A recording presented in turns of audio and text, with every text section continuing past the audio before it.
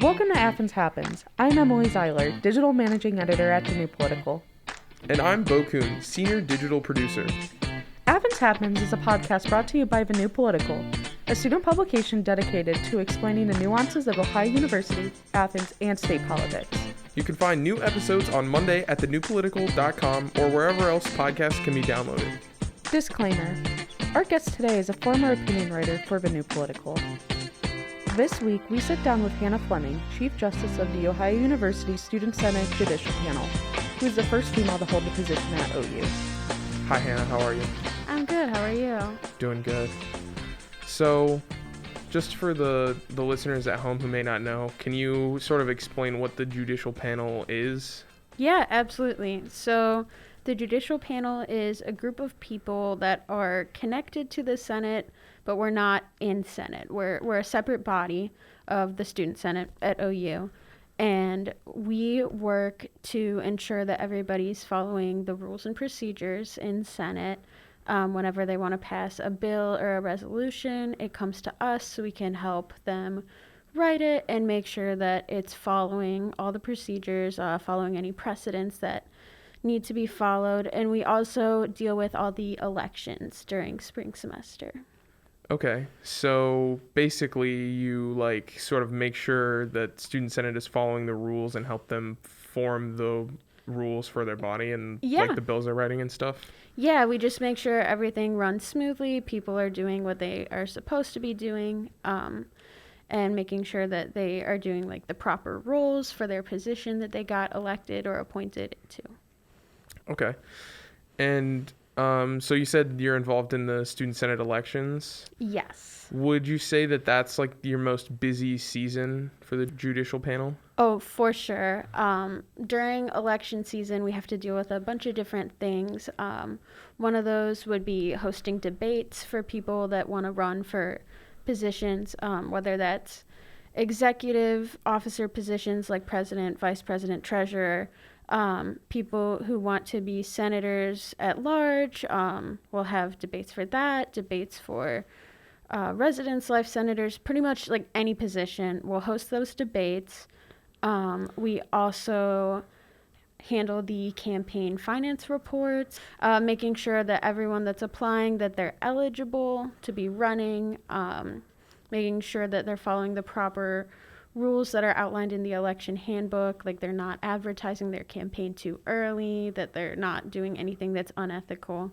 It definitely keeps us busy. What are some particular issues that you've had to handle with that specific area of the Judicial Panel? Sure. So one main example would be if somebody didn't turn in their campaign finance report on time.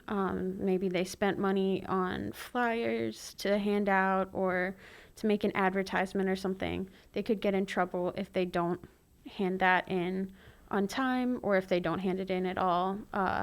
Then there's a difference between passive campaigning and active campaigning, like having an advertisement up in Baker Center or actually going out and talking to people about your campaign. So we have to make sure that that's regulated. People aren't doing those at the improper times. That could be a big issue. Okay. Why would that be a big issue? Because we have in the election handbook that there are certain deadlines and dates that things can start and end, and it's to make sure that people don't have certain advantages over other campaigns, and just to make sure that everyone's on the same level playing field. Okay.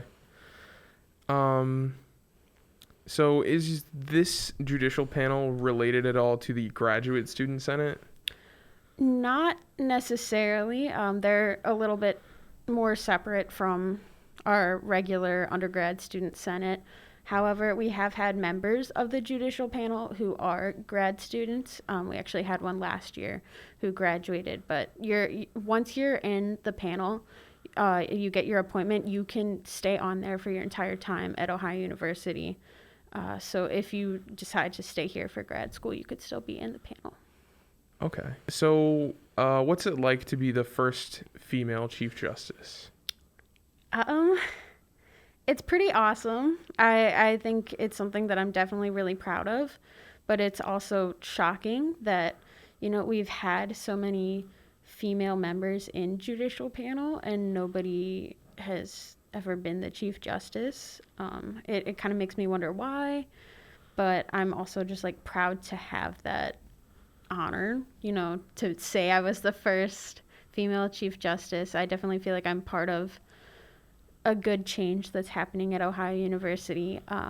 In Senate as well, there are a number of ways that we've been working to improve like diversity and inclusion, different commissions from people from all backgrounds, and we also have an all-female exec team in Senate. So I think it's all just part of that, like a great movement of making sure that women at OU have more opportunities for leadership. So as the Chief Justice, like what specific responsibilities do you have that another justice might not? Sure. So there's basically 3 types of justices that you could be. So the Chief Justice is my position. My right-hand man, I guess you would say, is the Executive Justice, and then the rest of the justices are Associate Justices. So as the Chief Justice, I run the meetings. I work on communicating with Senate.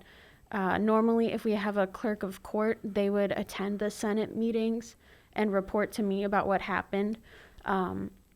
We don't have one right now. That position is empty, so I'm attending the Senate meetings, trying to improve the relationship between judicial panel and the Senate body. So like I said, I run the meetings, a lot of just administrative tasks, and also I present our ideas and our findings of anything that's sent to us. I present that back to Senate. I'm the one that delivers that information. The associate justices, that's a little different in that they get to vote on things that are brought to us. I don't have a vote because I'm more of a figurehead. I can certainly have input, but I don't get to specifically decide on stuff like that. So they're more like the body, and I'm an administrative figure. Okay. What was the position that you said was empty? The clerk of court. Is there a particular reason why? A lot of our members graduated last year, so we actually have quite a few positions that can be filled. We're looking for a clerk of court and associate justices. Okay, so it's just a matter of like you just haven't we been just able to fill the haven't positions found yet? anyone yet. Yeah, Okay. but we're always looking, and applications are open on a rolling basis. So. Okay. Is there anything else you'd like to add? Thank you for having me. No problem at all. It's been great getting to talk about the judicial panel. I don't think that a lot of people really understand what we do just because we are separate from Senate. You don't really hear about us a lot unless something bad happens and we have to report on it. But I definitely want to work on improving our visibility on campus, and I just appreciate having me here. No problem at all. Thank you for coming. Thanks. And that's a wrap for this episode of Athens Happens. Make sure to check out thenewpolitical.com for podcast episodes and other content. Thank you, and until next time.